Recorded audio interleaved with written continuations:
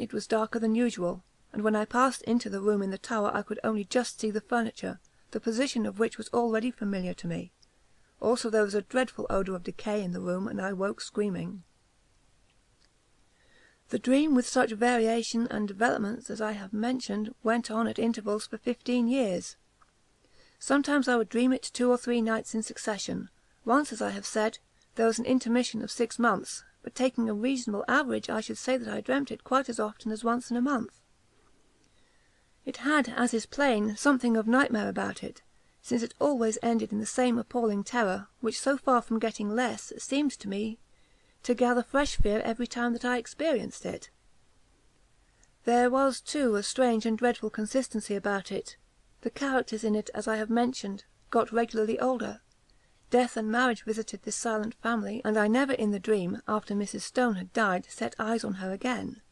But it was always her voice that told me that the room in the tower was prepared for me, and whether we had tea out on the lawn, or the scene was laid in one of the rooms overlooking it, I could always see her gravestone standing just outside the iron gate. It was the same, too, with the married daughter. Usually she was not present, but once or twice she returned again in company with a man whom I took to be her husband. He, too, like the rest of them, was always silent. But owing to the constant repetition of the dream, I had ceased to attach, in my waking hours, any significance to it. I never met Jack Stone again during all those years, nor did I ever see a house that resembled this dark house of my dream. And then something happened. I had been in London in this year, up till the end of July, and during the first week in August went down to stay with a friend in a house he had taken for the summer months, in the Ashdown Forest district of Sussex. I left London early, for John Clinton was to meet me at Forest Row Station, and we were going to spend the day golfing and go to his house in the evening. He had his motor with him, and we set off about 5 of the afternoon, after a thoroughly delightful day, for the drive, the distance being some 10 miles. As it was still so early, we did not have tea at the club house, but waited till we should get home. As we drove, the weather, which up until then had been, though hot, deliciously fresh, seemed to alter in quality, and became very stagnant and oppressive, and I felt that indefinable sense of ominous apprehension that I am accustomed to before thunder. John, however, did not share my views, attributing my loss of lightness to the fact that I had lost both my matches. Events proved, however, that I was right, though I do not think that the thunderstorm that broke that night was the sole cause of my depression.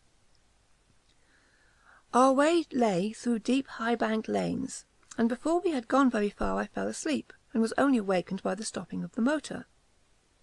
And with a sudden thrill, partly of fear but chiefly of curiosity, I found myself standing in the doorway of my house of dream. We went, I half wondering whether or not I was dreaming still, through a low oak-panelled hall, and out on to the lawn where tea was laid in the shadow of the house. It was set in flower-beds, a red brick wall with a gate in it, bounded at one side, and out beyond that was a space of rough grass with a walnut tree. The façade of the house was very long, and at one end stood a 3-storied tower, markedly older than the rest. Here for the moment all resemblance to the repeated dream ceased. There was no silent and somehow terrible family, but a large assembly of exceedingly cheerful persons, all of whom were known to me, and in spite of the horror with which the dream itself had always filled me, I felt nothing of it now that the scene of it was thus reproduced before me, but I felt intensest curiosity as to what was going to happen. Tea pursued its cheerful course, and before long Mrs. Clinton got up, and at that moment I think I knew what she was going to say. She spoke to me, and what she said was, "Jack will show you your room. I have given you the room in the tower." At that, for half a second, the horror of the dream took hold of me again, but it quickly passed, and again I felt nothing more than the most intense curiosity. It was not very long before it was amply satisfied. John turned to me. "Right at the top of the house," he said, "but I think you'll be comfortable. We're absolutely full up. Would you like to go and see it now? By Jove, I believe that you are right, and that we are going to have a thunderstorm. How dark it has become." I got up and followed him. We passed through the hall and up the perfectly familiar staircase. Then he opened the door and I went in. and at that moment sheer unreasoning terror again possessed me. I do not know what I feared. I simply feared.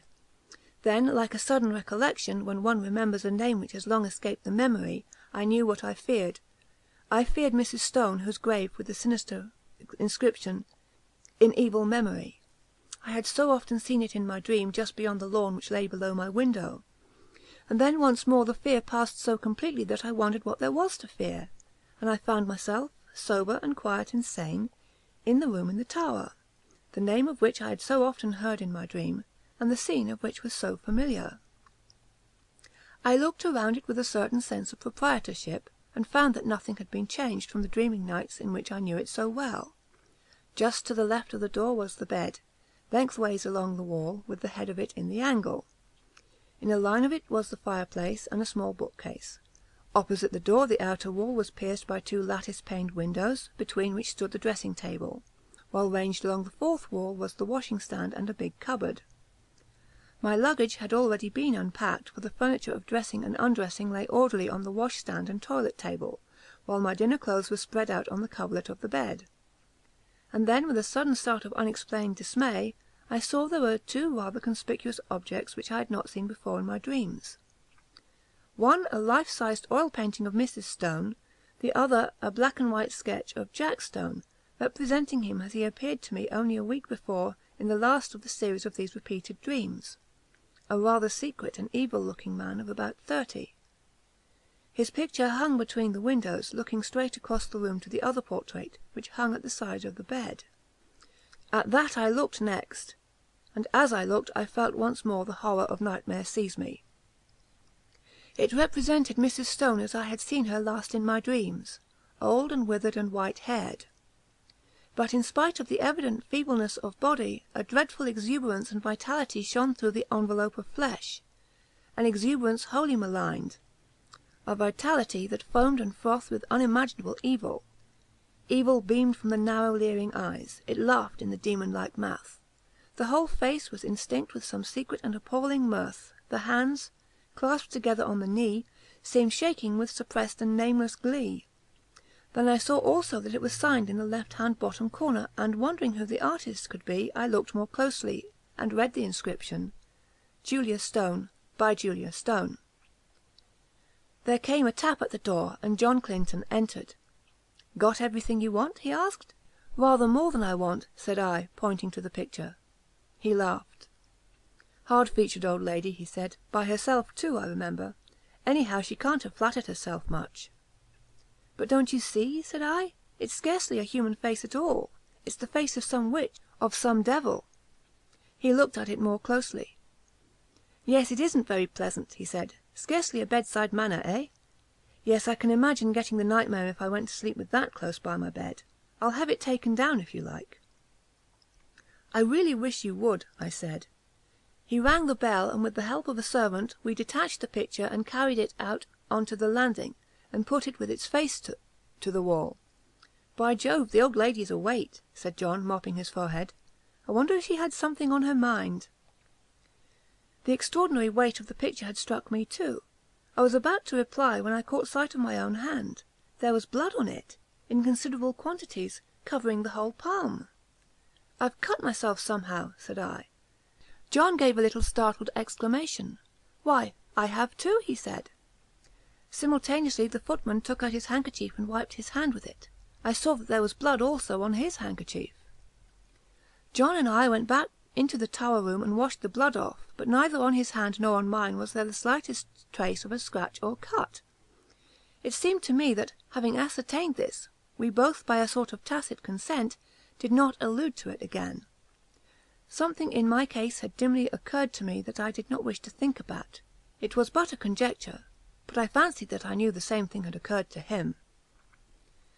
The heat and impression of the air, for the storm we had expected was still undischarged, increased very much after dinner, and for some time most of the party, among whom were John Clinton and myself, sat outside in the path bounding the lawn, where we had had tea. The night was absolutely dark, and no twinkle of star or moon ray could penetrate the pall of cloud that overset the sky. By degrees our assembly thinned. The women went up to bed, Men dispersed to the smoking or billiard room, and by 11 o'clock my host and I were the only two left.